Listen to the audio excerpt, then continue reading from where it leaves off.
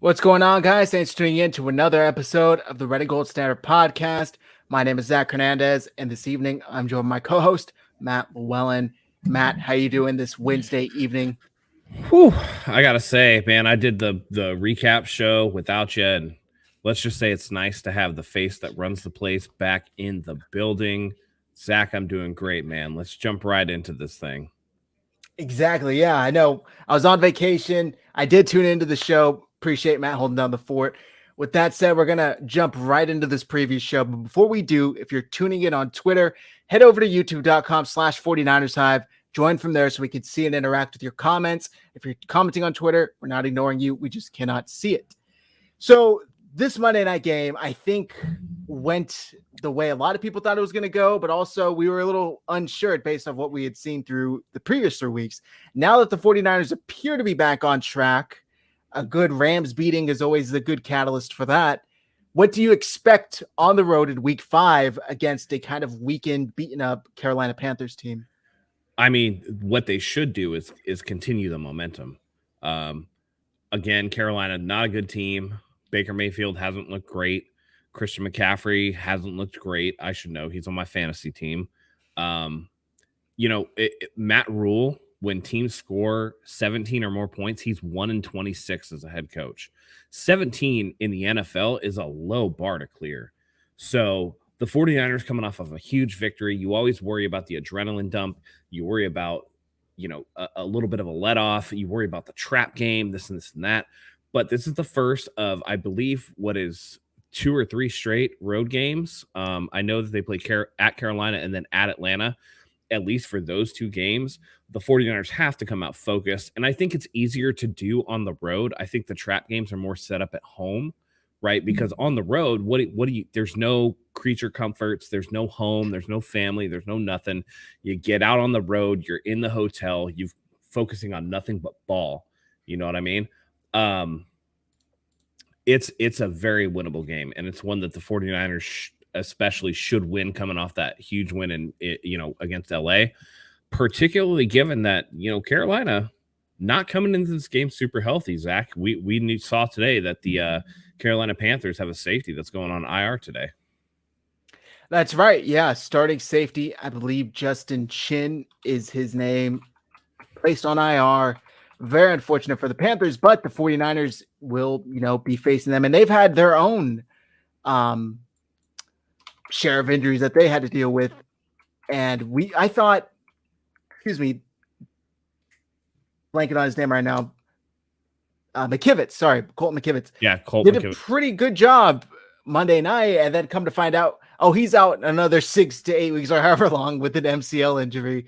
So now the 49ers will be down to their 3rd string left tackle going into this game, which is really unfortunate because I thought the offensive line played really well considering all the injuries going into it. How big of a concern is that for you? I mean, I don't even know if we know who's going to be filling in for him now. I'd imagine they're going to plug and play. For McKivitz, I think they put in Jalen Moore at the left tackle after McKivitz went out. So it'll probably be Jalen Moore there. But it is concerning. I mean, they did a great job against the Rams. But, I mean, Brian Burns is there in Carolina. That's a big name to deal with. He's a tough guy. It might not be as easy. So they're going to have to do a lot of what they have been doing, and that's scheming the ball out of Jimmy Garoppolo's hands pretty quick. Don't let Jimmy drop back there and try to hold the ball for any length of time because, again, an already suspect offensive line is now on its 2nd and 3rd string guys at multiple positions. So it's definitely something to worry about, but the 49ers and Kyle Shanahan are pretty good about game planning around it. I would expect them to, in the passing game, set off a bunch of quick hitters, screens, slants, stuff that's like really quick developing, and then use that to supplement the run game. So it's a worry, but I think from a sheer talent aspect that the 49ers are just better. Yeah, I agree 100%. Also, they're also getting some reinforcements. They just announced today that Jimmy Ward and Jason Verrett will both be reporting back to practice, I believe, starting today. So that was huge. The secondary has already looked the best it's looked in recent memory, and now they're getting back 2 previous starters in the captain and Jimmy Ward. I'm really excited to see the full potential of the secondary.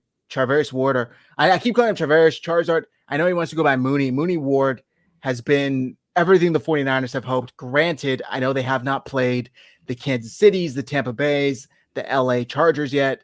So I'm kind of eager to see him going up against a really, really high potent offense. But everything we've seen so far has been extremely promising. We have a comment here from Apollo. What do y'all think of the wide open receivers last week? Excuse me. What do you think of the wide open receivers week after week? Seeing that with limited offensive line, can we really say Kyle isn't a genius? Does he lose that title? Not for me. Again, there's wide open receivers week after week after week, which means that Kyle is doing his job and scheming the plays. Guys are open. There are opportunities to be had, and Jimmy Garoppolo is leaving a Thanksgiving dinner on the table. And there's a certain point where you can scheme as good as anybody in the world, but if you don't have the players to execute your scheme at the end of the day, what are you going to do?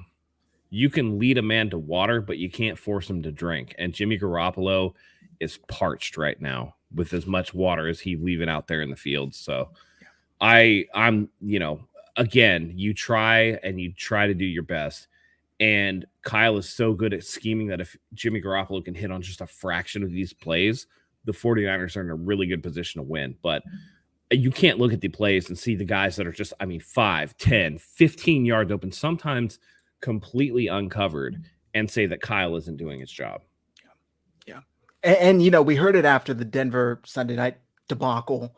Has Kyle Shanahan lost a step? Is he no longer an offensive mastermind? Does this team miss Mike McDaniel, which they probably do, but there were plenty of plays out there going back to that Sunday night game in Denver where Debo's wide open, Juice is wide open, Brandon Ayuk's wide open. And like you said, if he's drawing it up, it's on Jimmy for not executing. And I know Kyle Shanahan likes to take a little bit more of the blame for whatever reason in protecting Jimmy and saying, well, it's execution, but execution ultimately falls on the head coach, which is me. It's a lot on Jimmy, Kyle. I know you're trying to be the ultimate leader and the buck stops with you, but if you're drawing it up and Jimmy knows where it's supposed to go and he doesn't put it there, there's not much else you can do. But I agree with you, man. I think Kyle Shanahan should still be thought of as a very, very talented offensive play caller in this league. We have another question from Spinic Danger. Can the 49ers and Nick Bosa beat down Baker and the Panthers as they've done in the past? I think so. This is a very winnable game. This is one where the 49ers are, I haven't seen the odds and I can look them up, but they are probably favored in this. I think I saw it was 6.5, but I don't know if it's changed since. For the 49ers? Uh-huh. That seems about right. They're just far and away the better team. This Carolina Panthers team is not very good. And you're right, it's 6.5. I honestly, this is a game the 49ers should win by double-digit points, by 10 or more. Carolina's just been completely unimpressive so far. They lost to the Browns in Baker's revenge game that he was talking about all off season, right?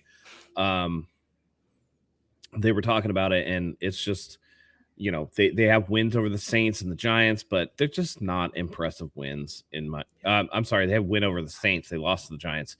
It's one of those things where they're just not impressive. And I believe that the Saints win that they had was, gosh, I want to believe that it was just one of those weird games that, I don't know. They looked totally flat against the Cardinals last week. They didn't look good. I haven't been impressed with Carolina, and it hasn't. What's the advantage over Sam Darnold? They look almost identical. And I don't want to say that it's the players. I really think that Matt Rule is better served as a college coach than he is as a professional coach. He's just not been impressive, and again, 1-26 against teams that score 17 or more against you. There's just no way around that. And they just look absolutely awful. They've kept games pretty close. The largest margin of defeat for them was this past week against the Cardinals. But again, when you talk about an Arizona Cardinals team, what have they done? They've looked terrible so far this season, and you beat Carolina by double digits. The 49ers should have a cakewalk here as long as they go in with the right mindset and are in it to get business done on Sunday. That game, the Cardinals and Panthers last week on Sunday, it was like none of them wanted to win. It reminded me of Sunday night in Denver last week because they were just giving up the game. Kyler was giving it up. Baker was giving it up. And the Cardinals ultimately took it. But I don't think anybody wanted to win that game. I agree with you. I think the 49ers should win this game pretty easily as long as everybody does what they're supposed to do. We saw a mistake game free. I always say that it shouldn't be mistake free because he made mistakes. Turnover free game from Jimmy Monday night against the Rams. And we see what that can do for this team if he just simply does not turn the ball over. Now, the defense totally went above and beyond and put 7 points on the board. I don't think that that's sustainable. But if the defense is holding teams to 9 points a game, even if you get 17 from your offense, you're winning. You're winning comfortably. So, which they have been doing. 9.25 points per game is what this defense is averaging through 4 games, which is like historically low. It is really, really insane what this defense has been able to do. Question from Bolts Nation 88. When do you think Trent comes back? Trent Williams is probably going to be another couple of weeks. I know that he's talked about like, oh, that's nothing for me. I should be back. I should do this. I should do that. Man, it's one thing for a guy to start feeling better. It's another thing for once he gets back into practice to really start turning it up. And I would hate for Trent to feel like he needs to rush back and then end up injuring himself again. So I think they're going to slow play him. I think the team's done a good job with players who are trying to come back. Just be a little more cautious with them than they normally be. I think that absolutely there is something to be said for Trent Williams getting back, helping this offense, really bolstering the offensive line, which is what the team desperately needs. But at the same time, with the way the 49ers looked against the Rams particularly, this is definitely a playoff team. And I'd rather have Trent Williams for the home stretch than for some of these earlier games. Particularly these next 2 weeks, I feel are infinitely winnable. I would like to see him perhaps come back for the Kansas City game. Okay. Yeah. And he did come back a little too soon, according to him, in the playoffs last year. Was the playoffs or was it week 17 that he ended up coming back for? And he said he shouldn't have done it. He should have just waited.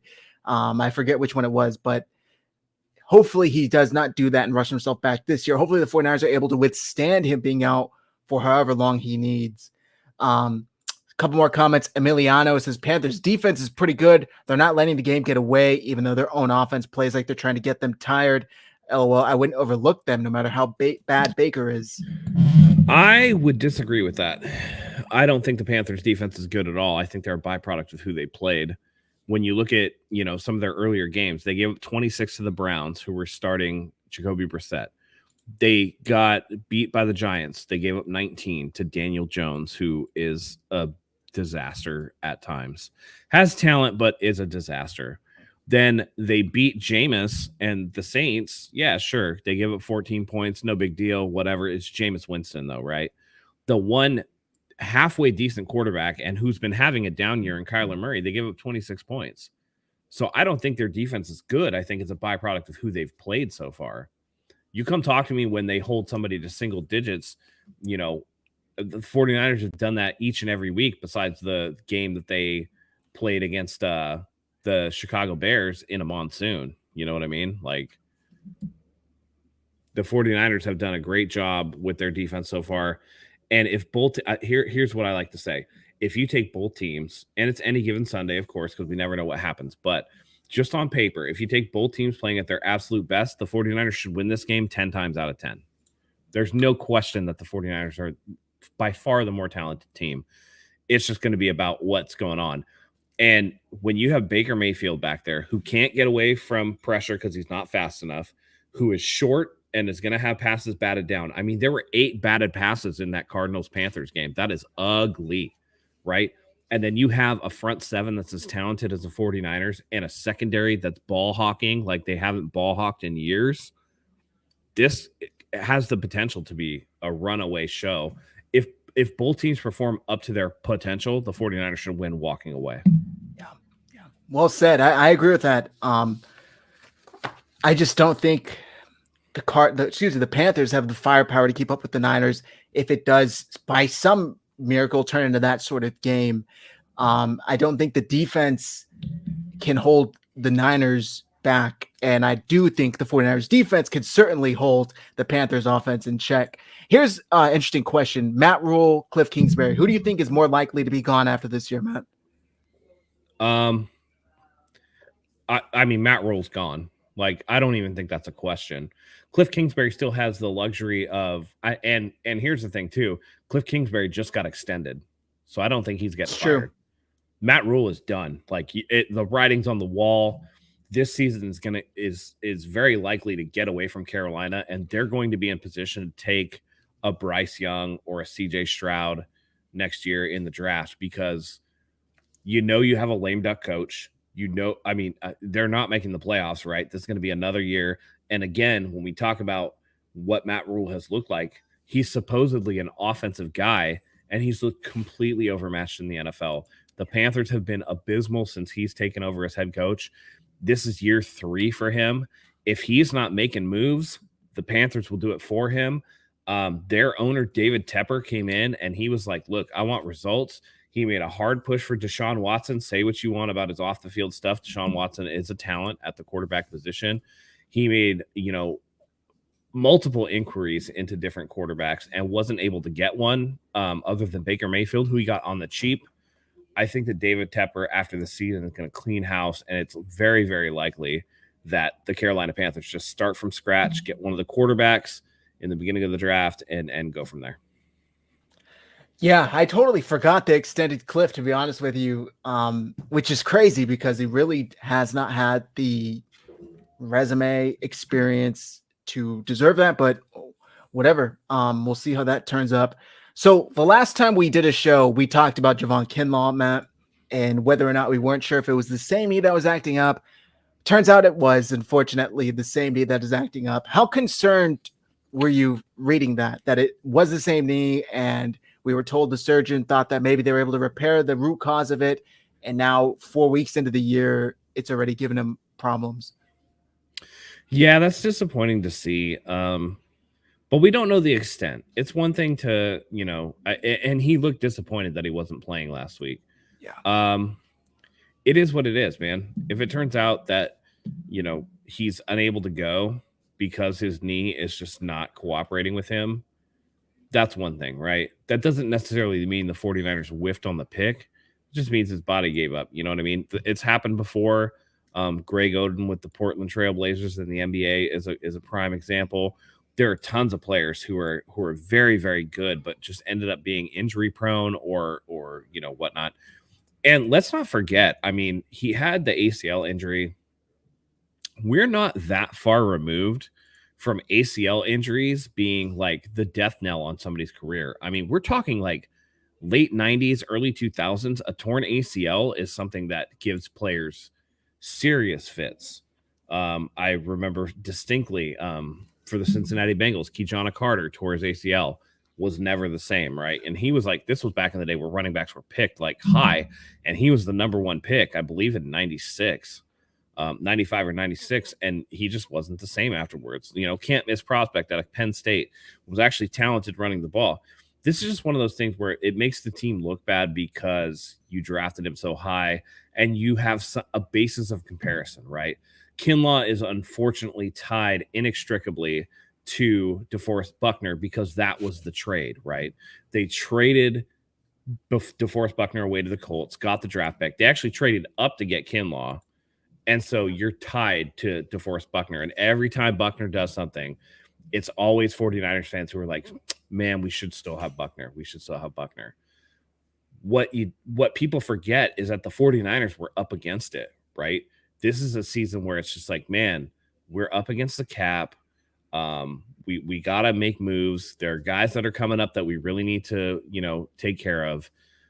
We don't have room for Armstead and Buckner, and Armstead is, while a step down, at least a good option and a cheaper option, right? When the Colts signed DeForest Buckner to his extension, he became the second highest paid defensive tackle behind only Aaron Donald. And that was not a number that the 49ers were going to be able to carry. I believe it was something like 26 or 27 million. And you say, oh yeah, well, Armstead makes 20 million, but in the NFL, $7 million is like, that's a lot in cap space. So I understand on a paper aspect why the 49ers made the move. And it's really unfortunate that Javon just hasn't been able to fulfill his potential due to injury, because it's just the way that he's tied to that forever, and it's something out of his control, but it's just the way the cookie crumbles sometimes. Yeah, not to mention they gave him, I don't want to say they gave him, but he got number 99 on top of the comparisons as if they weren't clear enough and already there. Now he's literally wearing DeForest Buckner's old number. It is unfortunate, and it is also why a lot of other teams basically had him off of their board altogether, because they red flagged him for this knee issue. I don't know if the 49ers medical staff felt differently, felt that they could be repaired, felt like it wasn't as big of an issue. They took a chance. Unfortunately, it has not fully worked out for them. I'm not going to write him off yet. He's still extremely talented, and if he can get this straightened up, he will be a very good player for the 49ers, but it's been keeping him off, unfortunately. So we'll see how that turns out. Yo, I let your comment go the other day when you were like, are the Padres going to blow this? I was like, they're magic numbers too, bro. They're not going to blow it. And they didn't. Hopefully the Mets, he says below, hope the Mets are going to Met. Hopefully the Mets do Met. I went to the game today. It was fun. It was like the last game of the season. Nobody gave a shit. Giants fans in attendance gave a shit, but that was fine. No, it was fun though. But yeah, that was my last regular season game of the season. I went to 34 games this year in person. It's a lot. That's crazy, dude. I do have tickets for each. If they get past the wild card, for whatever reason this year, the wild card's a 3-game series, but all 3 are going to be in New York if needed. So I have tickets to the NLDS and the NLCS if they make it. So that's badass. Yeah.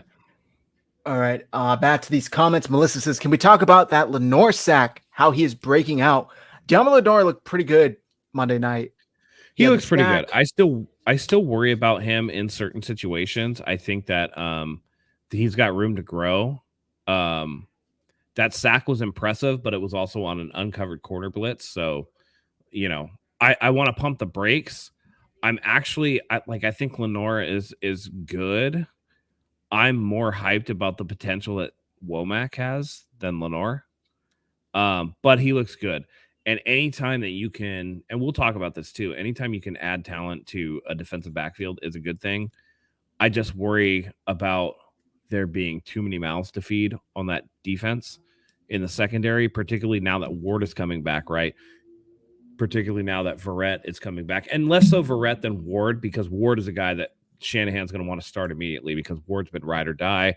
He's been a Shanahan guy from the beginning in terms of being able to pick up the system, and he, this and this and that. But Tashawn Gibson's been playing really well.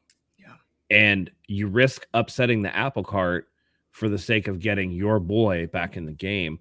And I just worry if there are too many mouths to feed. And it's something with like Womack that I worry about, that Lenore is going to get a little bit of shine. Womack, who could use the reps. And this is something that Kyle, it's something that I hate that he does, but I understand given the position of the team, is where if a young guy struggles, he'll pull the young guy. We saw it with Spencer Burford against the Rams when Aaron Donald, he just whiffed on Aaron Donald, right? And they pulled him out for a little bit. I just think that the young guys need reps to overcome some of that stuff. Same thing we talk about with Trey Lance all the time, right? And shout outs to Trey Lance, who allegedly has been in every single team meeting since he got injured and has been able to be back with the club, and who is going to travel with the team the minute he's cleared to travel with the team. Shout outs to him. But again, these young guys need reps, right? They're going to make mistakes, but if you don't get them reps, how are you supposed to learn in a game time situation? Yeah. A weakness for the 49ers last year in the secondary has now become almost a room that's filled to the brim. What do you do with it? And I think that that's something that, while not a terrible problem to have, can become a problem if you let it get away from you. So I'm interested to see in how they handle these guys going forward. Yeah, I had seen Richard Sherman on his podcast Over the Volume talking about how the 49ers might have to start implementing some 3 safety looks because Deshaun Gibson has simply been, I was trying to find the video, I couldn't find it, has simply been too good to take off the field. And if I remember correctly, through 4 weeks, Gibson and Hufanga were the 1 and 2 top ranked safeties in the entire NFL, which is just wild considering Gibson was kind of signed as this veteran placeholder to fill in while Jimmy Ward was going to be out, and the 49ers were likely going to take a big hit while Jimmy Ward was out.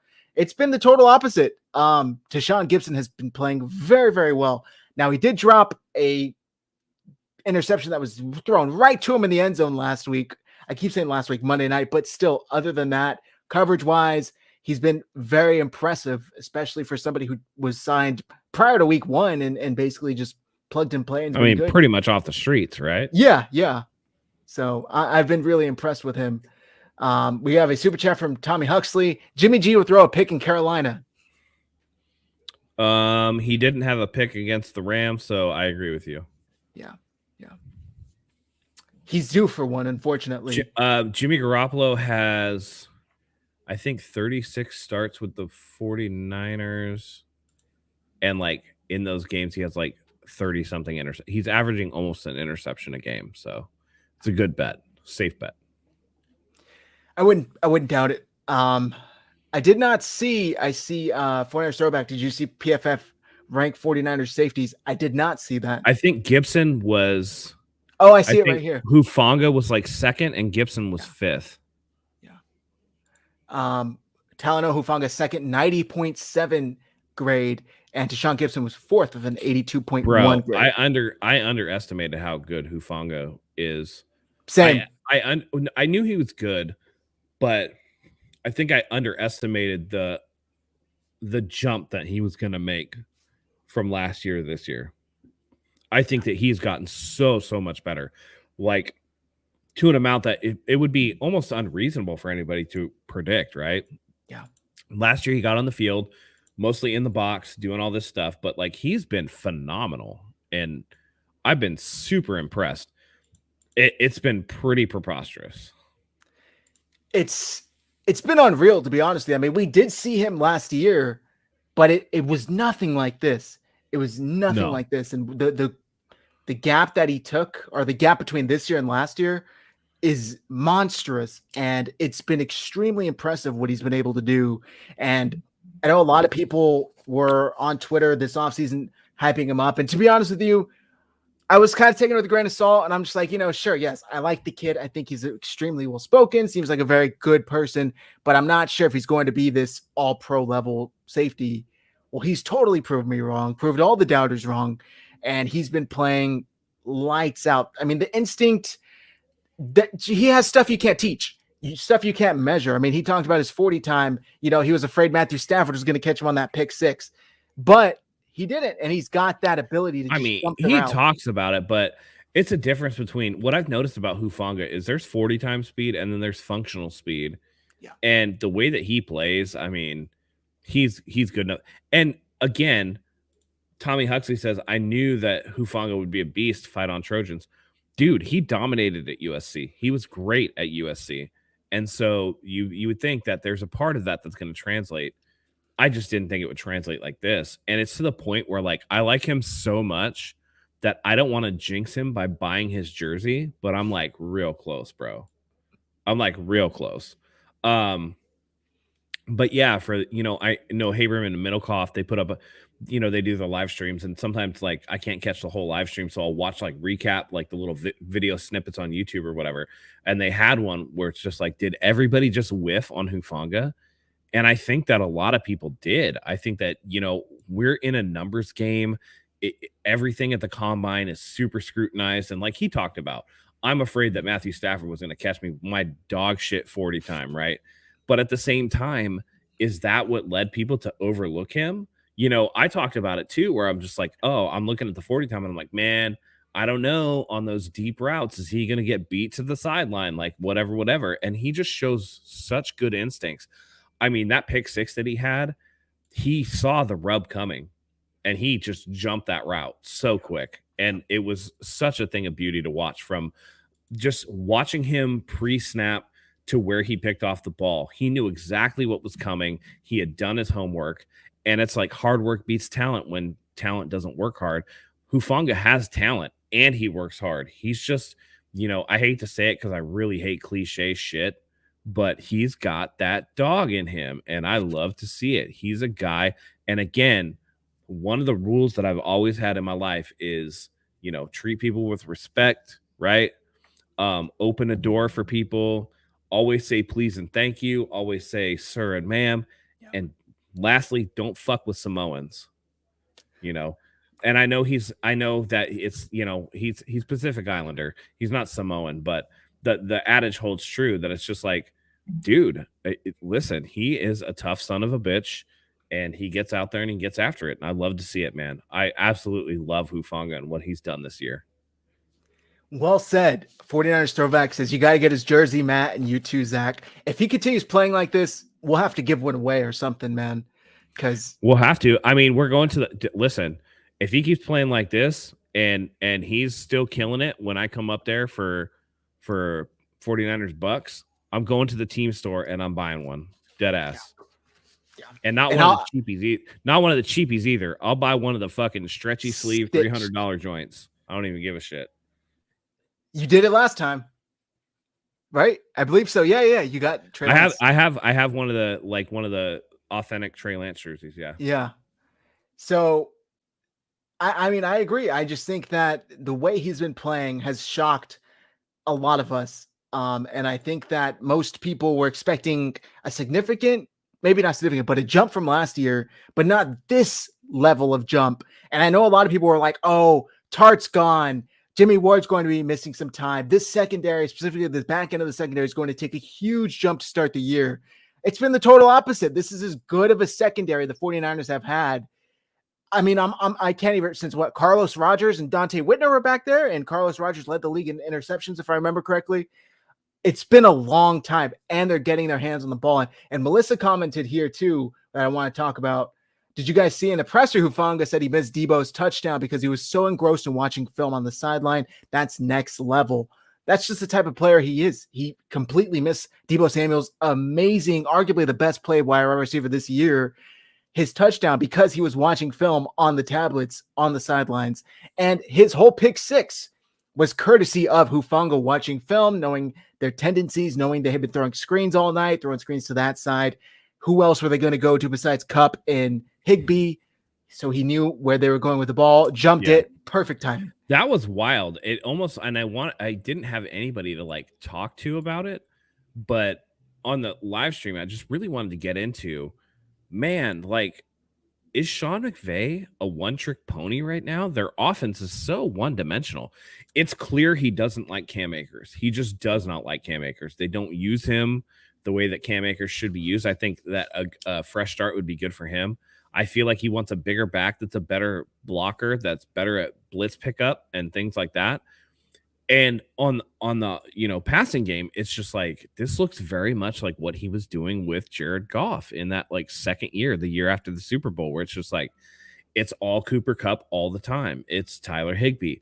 Those two shared probably 35 targets. It was madness. I don't understand. And it just made their offense predictable. But I do think that Hufanga, it was cool. Somebody else pointed out here too that he said, listen, sometimes when you see him running routes differently, it's you smell a rat, dude. Yeah. And when you smell a rat, you can smell a rat. Right? That's what he does. So John put it perfectly. Hufanga's instincts are off the chart. He said you can smell a rat on his pick six. Those are the type of things, right, that not everybody can pick up on, but Hufanga picked up on it, and he made the pick six. He made the adjustment, and damn, dude, I can't even tell you how good it feels to watch a defense that can get after the ball and get takeaways. It's so fun to watch. And let's not sleep on Nick Bosa, who I feel like was credited with 2 sacks. So he's got, what is that, 5 6 or 6 on the year. 6 in 4 games. So he's well on his way, man. I mean, and I believe this is a stout ass defense. 14 pressures, if I remember correctly. 14 by PFF just in the last game. Insane. And this is what I'm looking going to keep an eye on. I've never once seen Kyle acknowledge the fact that he's held on almost every play. And he did say that, if I remember correctly, yesterday. He said, it's kind of getting ridiculous at this point how much he's held and it's not called. So I'm interested to see how the league handles that, because these comments were made by a head coach of a prominent team out in public. Hopefully they're kind of like, hey, officials, keep an eye on this Sunday and moving forward. And maybe he'll start to get some of these calls, because it is blatant and it's almost every single play. The man's in a chokehold and the officials just look the other way, because I've heard offensive line coaches literally say they're not going to call holding on every play. So just hold, which is true, unfortunately, but you got to call it sometimes, man. And he almost never gets these calls, which is rare for a player of his caliber, but that's just how it turns out. So, and the problem is that philosophy applied to Nick Bosa sometimes gets so egregious that you're looking at potentially him getting injured just by how rough people are with their holds of him. They'll horse collar him. They'll try to bury him. It's just like, there has to be some level of reverence and respect for the top flight pass rushers in the game. And Nick Bosa not getting those calls. I mean, how many sacks would he have right now if they called it the way that they should? I get that you can call holding on every single play, but people are like, oh, they're not going to call it every play. Just hold him. It's gotten so egregious, though. Maybe you do need to call it every time you see it like that, so that they stop so much egregious type, like just blatant holds. Pretty much muggings. yeah. So, I know that the guy that ran out on the field like a moron with a gender reveal and got hit by Bobby Wagner is now pressing charges against Bobby Wagner. But if anybody should be charging somebody for assault, it should be Nick Bosa, because they're taking him out every single game in ways that just like, come on, man. It's obvious. You watch the tape. And I know that Schwartz is out there saying, it wasn't a hold. Yeah, well, that guy's an idiot. So it's talk about biased much. Right, because his brother was the one doing the fucking holding. It's like when we're watching, well, he's not on Sunday Night Football anymore, but Chris Collinsworth, or he still is Sunday night, right? Is Chris Collinsworth Sunday night? He is, yeah, but he's with Mike Tirico now. That's right. It's like watching him advise on whether or not a receiver pushed off, and he goes, that's a tough one, but I'm biased. Like, at least he acknowledges he's going to side with the receiver, because that's where he played. Even worse when Peyton Manning on Monday night was like, Jimmy meant to throw that ball high to put it in a position where no, listen, Peyton, I know you're a former quarterback and you're just going to bat for your dude, but don't lie. Stop lying. Stop capping. Yeah. Stop it. That's so bad, dude. That's hilarious. So I didn't watch the Manning cast, but that's hilarious. This talks about what you were going into: game speed, real life speed. Huff hit 21 miles per hour on his pick 6 per next gen stats. I think that people listen. Here's the thing that I've never understood with what people talk about 40 speed and things like that. When you're doing your 40 at the combine, perfect conditions, indoor, no wind. You've been training for that thing your whole time, right? And you're also in shorts and a rash guard, right? Like a tight tank top. They don't take into account at all what a helmet, what pads, what being outside in the grass, endurance of playing the game, of all this stuff is. So I think that there is something to, there's track speed. And a lot of times it does translate, right? Tyreek Hill runs a 4.240. You can see it, right? He's definitely a 4.240 guy, right? But there are other guys, same thing. 49ers GOAT, Jerry Rice, same thing. Ran like a 4.6, 4.5, a 4.6 at the combine. Always ran away from guys. Like, almost never saw him get run down. And there are videos of him like blowing by Deion Sanders, who's a famous track guy, right? There's a difference when you get that weight on you, when you get, part of the, halfway through the game, your fatigue and stuff like that. The fact that Hufanga in full pads can hit 21 miles an hour, that's awesome, man. And that's the definition of game speed.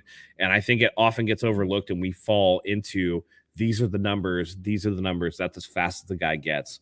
And we lose track of what's really important. And it's like, how fast can you run during a game? What's your game speed like? And I think that Hufanga has that game speed. Well said. I mean, they have these next gen stats, next gen, whatever they're called. They put the chips in the pads these days. Like that's what these coaches and these front offices should be analyzing and measuring, not, like Pterodome says, underwear Olympics. Film is key, which is what can you do in a real life scenario, not like you said, Matt, when all of these situations are perfect. You get, I don't even know how many chances they get at the 42 runs. Do they get two? They get two, yeah. Like you even get a redo. Like that's not. I mean, and listen, like maybe Hufanga. I mean, and here's the other thing: you start in a 3-point stance. Yeah. Hufanga on a football field is never going to start in a 3-point stance. So like, that's going to lower your 40 time if you're not used to that. Maybe your first 10 is like bad, right? Maybe you have top end speed, but like your acceleration takes a little bit longer. It could be any number of things, but to just look at the 40 number and go, this dude's slow, this dude's hella fast, this dude's whatever, I think it's very much skewed. And it's something that I've always had a problem with the combine. It's just like they're training specifically for these combine events, right? That how many, I mean, we've seen it in the last, 5 years that 40 times have just like sank to record lows and speed has exploded in the NFL. But we've seen it with multiple players on this team, Debo included, where it's just like there's a difference between being in workout shape and being in football shape.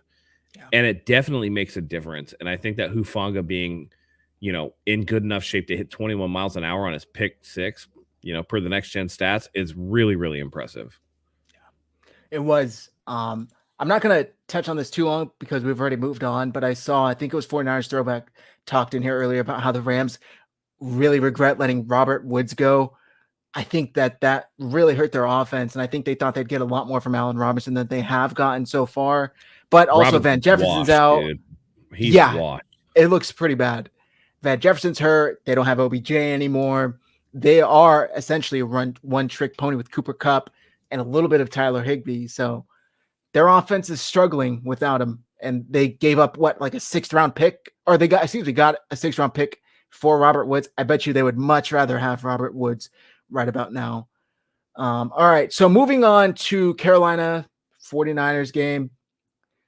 Last year we did see, or not last year, 2019. I was at this game, 51-8. This was kind of the Tevin Coleman his one big game, I should say. What do you expect? This was a Nick Bosa breakout game. That's true. This was the game. This is where my whole 3 sacks and a forced fumble thing came into account. He almost had that pick 6. 2 or 3 sacks, and he had the pick, and he almost had a pick 6. Almost. This was the Gerald McCoy. We want the smoke, and then they just got lit up. They got lit up. Yeah, they wanted no smoke.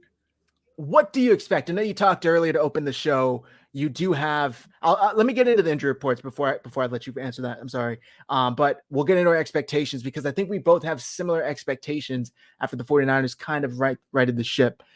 So today, Wednesday, as we're recording this, Armstead did not practice with a foot and ankle injury. That's new. I feel like I haven't seen the ankle on there before. Bosa had a rest day. TDP did not practice with the ankle. Kinlaw with the knee. Tyler Croft with the knee, McKivitz with the knee, Tarvarius Moore with the hamstring, and Trent Williams with the ankle. Ross Dwelley was limited with a rib injury, and Juwan Jennings was limited with an ankle. I believe Kyle Shanahan said he was day-to-day. Most importantly, Danny Gray, full participation with that hip injury that kept him out this past week. On the flip side, I was wondering about that. I think that hip injury was a little bit of bullshit. I agree. On the flip side, Panthers, Christian McCaffrey had a rest day, Laviska Shenault hamstring injury, and corner Stanley Thomas Oliver thigh injury, and safety Xavier Woods the hamstring injury. All of them did not practice. Limited Marquise Haynes, defensive end, with a knee injury, linebacker Frankie Louvu with a shoulder injury, and Shaq Thompson with a knee injury, and tight end Steven Sullivan with the back injury was a full participant in practice. So some big names on the Panthers injury report. McCaffrey had a rest day. Shenault, Frankie Louvu, they're starting. Linebacker. Any of these injuries concern you? Anything that stands out to you before we get into our expectations? You kind of touched on Danny Gray a little bit there. What did you mean by that? Yeah, I think that it's no when you okay, so it's possible that Danny Gray hurt his hip, right? But then I'm pretty sure, and I didn't see the play, but did Ray McLeod fumble on special teams? Yes. Yes. So that's all you need to know about the Danny Gray hip injury. I Okay. mean, All right. if it looks like a duck and walks like a duck and quacks like a duck, it's Ray McLeod fumbling on special teams. So that again, the big thing for me, Christian McCaffrey on the injury report. I haven't watched too much of the Panthers, but I feel like that they've been in situations where they're not blocking well for him. I think that he's still absolutely immensely talented, and he's had some of these ticky-tack injuries, but he's been out there, right? They're just not getting him in the position to get out and do what he does best. And I think that's a product of Matt Rule just being a shitty NFL head coach. I just think that he's really bad. The secondary, right? Xavier Woods not practicing. We talked about it earlier. Who's it? Jeremy Chin is on IR. Yep. Right now, you're looking at a defense that's just again starting to drop like flies. And unlike the 49ers, who have a ton of depth on their defense, the Panthers aren't built with that type of depth. So whereas the 49ers can withstand some of this stuff, right? Kinlaw's not playing. Eric Armstead, I know it says foot and ankle, but it's really that plantar fasciitis. I really think that that's part of it.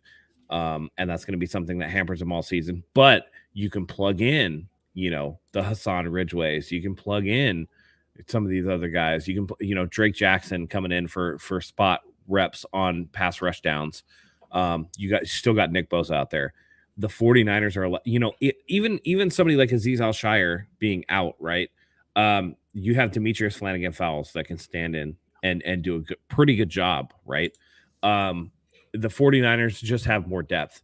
And so when I look at the injury report, I'm like, okay, this is not good. This is not good, right? McKivitz being out, this and that. Melissa says, isn't Chin still injured? Yes, they put him on IR today, so he's not playing. Yeah. So he's going to miss the next 4 games at least. But, all of these people missing and on the injury report for the Panthers, it's not good.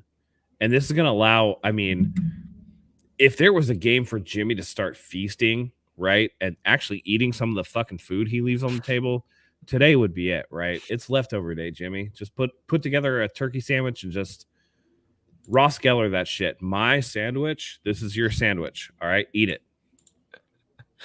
Yeah, well said. Also, to answer Melissa's question, how did Juwan Jennings hurt his ankle and how severe? He came up lame on one of the passes Monday night, but Kyle Shanahan said he was day-to-day, so I wouldn't be too concerned with it. That tells me that it's not a high ankle sprain, that it's just like he rolled his ankle and it's like a normal, like a low ankle sprain. It's just the traditional one. It's going to be more about managing inflammation and pain. Got it. If they wrap it up really nice, he should be able to go. Nice to know. Hung Fat, Juice, big game. I was so happy they finally used Juice Check even a little bit Monday night. Even a little bit. Turns out the guy's a good football player, Matt. Who would have thought? Who would have known? He's only made the Pro Bowl for the last 87 years. So, I think he could have a big game. He's so good. He's so good at many different aspects of the game, and I think that he's so underutilized, and that's criminal. Good for him for not having to work that hard for as much money as he makes, but he's far better than what the 49ers use him as. Yeah. I still remember that career highlight back in 2019 where he just dribbled Minkah Fitzpatrick like he was a basketball right off the field. Just bounced him. And we see it all the time. He had another catch in that game where he took a hit to the head and he still brought it in.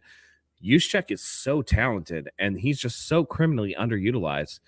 There were points where we were talking about, what's the depth behind Kittle at tight end? What are we looking at? And I was just like, man, with the way that he plays, Juszczyk could be a spot tight end if you need him to. I would feel comfortable if they lined him up at tight end and actually ran routes with him, but they need to use him. And I think that it's absolutely a crime he hasn't been used more. I'd love to see him get an opportunity to get the ball more.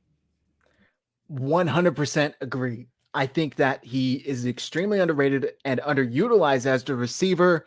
He's a great blocker. And I'm not really as high on him as a runner, but he's not needed there. I think that the 49ers should just continue to use him in the passing game. He's a hell of a receiver. The dude's got incredible body control. We've seen him do a couple toe tap catches. And yet for some reason, it's like every 6-7 weeks go by and Kyle's like, oh yeah, I got this guy. Then let's use him. And then he just completely forgets about him for another month. Hopefully that's not the case. Hopefully Monday night was enough for him to be like, turns out this guy's pretty good. So yeah, Juszczyk is a guy that came like 15 years too late, right? If this Juszczyk was put in like a 2000s offense, like a Mike Allstott type whatever, honestly, Juice would be the best fullback in the league.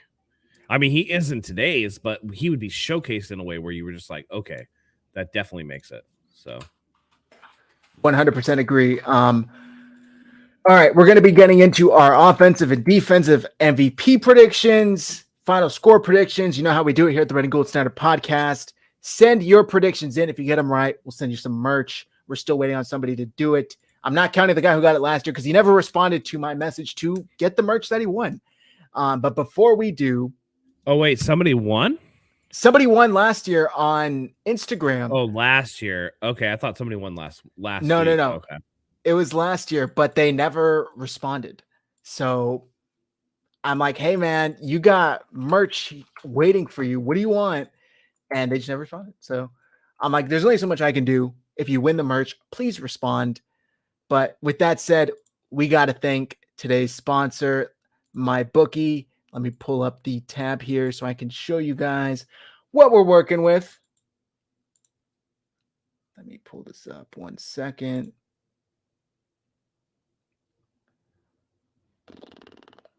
I'll just keep it. There we go. Colts Broncos is the game tomorrow night. Yeah, it's kind of a... Oh, I'm so glad I'm working. It's nothing too fun. No, and Jonathan Taylor's not going to play. That's tough. All right. Let me pull this up here 1 second. Bear with me, guys. There we go. All right. You guys, this has been a hell of a year. And you all know football. You all pick winners all the time. So why don't you get paid for them over at Mybookie? You can bet single game spreads, money lines, or parlay multiple picks together to increase your payouts. I was so close to getting a 4-game parlay on Sunday, but I could not count on the Ravens to get the job done. That's all right. Mybookie's got low contest entry fees and over $500,000 to be won. Make it so you don't have to be a pro gambler to have some fun. It's super simple to get started. You're probably asking, Zach, how do I do this? Very easy. Head over to Mybookie.ag and use promo code Hive. It's on the screen right now. On your first deposit to secure a double deposit bonus. First deposit of $50 or more, they will match it. You deposit 50, they'll match you 50. You deposit 100, they'll match you 100. Hey, Zach, you're bugging out right now, brother. Oh, no. Your Am I any better? sound is like, no. The betting gods are like, we don't want you to say shit. There you go. Go ahead. It's something with StreamYard. I don't know what it is. I've been having a lot of issues. Can you hear me now? You're good. All right. You're good. Appreciate it. Thank you for the heads up. Again, I'm not sure what cut out, but it's super simple to get started. Head over to Mybookie.ag. Use promo code Hive. It's on the screen right now. Bro, it did it again as soon as you started talking. They don't want you to promote this site, bro. Something's going on with this. Yeah, no worries. Use the promo code on the screen below. Double deposit bonus, $50 or more. I'm a good person, government. I swear. It's something with YouTube because everything looks fine on my end. No, you're good. You're good now. As soon as you finish the ad read, you've been good the whole time, except for the ad read, bro. That's how it works. I'm super concerned. That's all right. What do we do? That's all right. Mybookie.ag promo code Hive. We're probably on some government watch list now, but it is what it is. I hope we're on the 49ers. By the way, list. I hope we can partner with them soon. Send the word out, everybody. Man, I see. Yeah, seriously. By the way, I did place a bet that Talanoa Hufanga would have a pick on Monday night, and he did. I placed like 5 bets. I was the only one that paid out, but that's all right. It was a good bet. Did you make all your money back? I did actually. I was plus 25 on the day. I'll take it. Nice. I'll take it. And this, all right, ladies and gentlemen, is why we gamble. Exactly. It's extremely fun.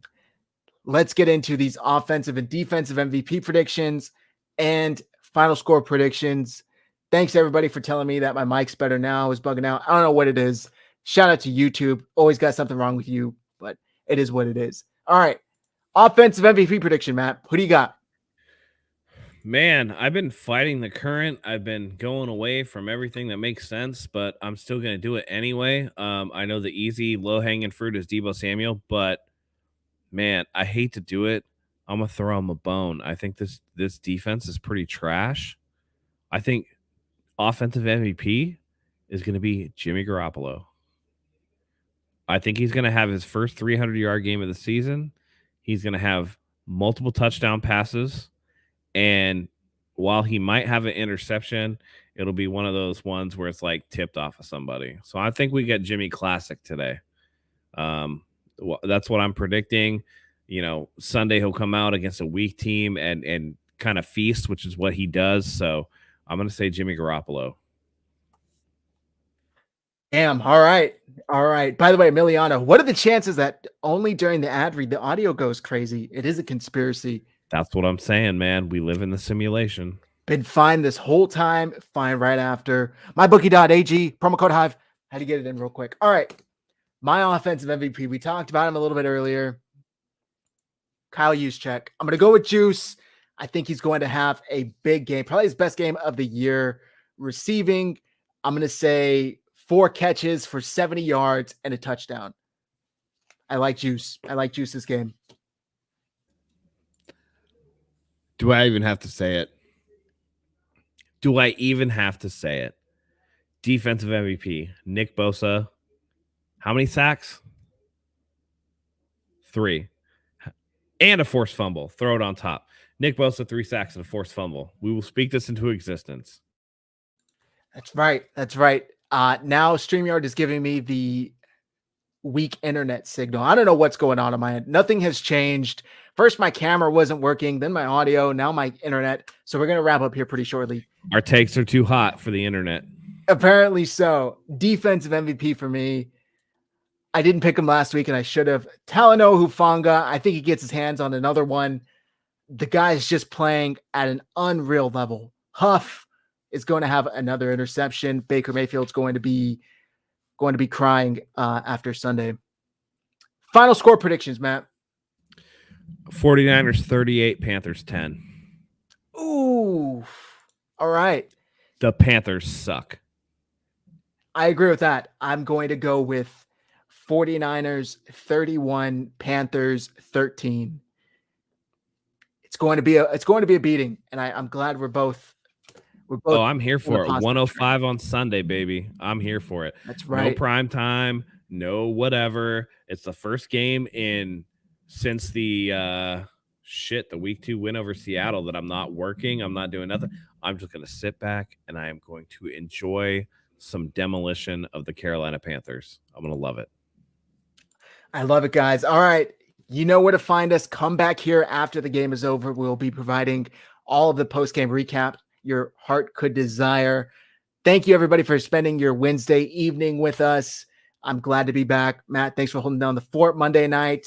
Follow us on Twitter.